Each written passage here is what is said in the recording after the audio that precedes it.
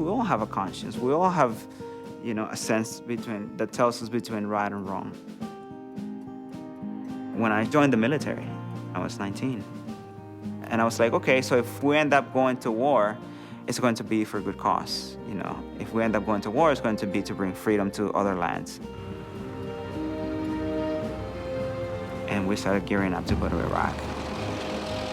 And it was a war that I opposed politically, but not very personally. I went to Iraq thinking that I could push my principles aside and then get the war over with, put it behind me, move on. But nothing ever prepares you for the reality of war. Go! Get the on the ground! Hey! Welcome. Get on your now! Welcome. Now! No English. You want me to shoot him in the leg? I'm about to shoot you! No English. Shut the up! Get here! Get go! Welcome. Shut the up! Welcome. Shut up, bro! Welcome. Shut up! A lot of the things that happened in Iraq, like when people ask me if I killed anybody, there's a lot of confusion because you see, war is not as clear-cut as they portray it in the movies. There was this one time we're positioned on this rooftop.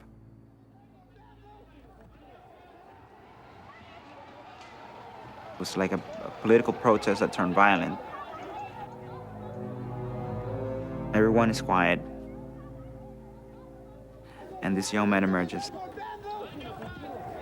And he's got something in his hand. And I know that it's a grenade. And, but I also know that he can't do anything to us because he's too far.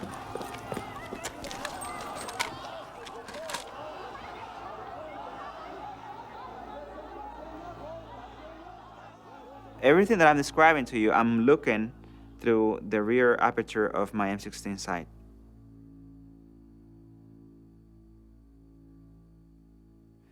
So it's a very, very, very intense moment. And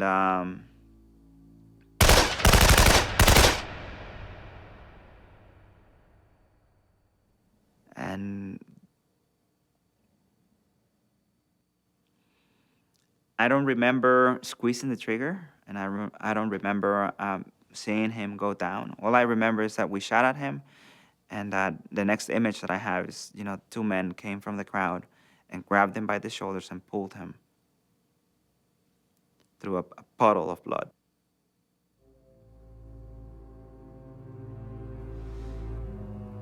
And then I remember that after that mission was over, before we moved on to our next mission, I went into a dark room by myself and I pulled out my magazine and I counted the bullets and I realized that I had fired 11 bullets at him.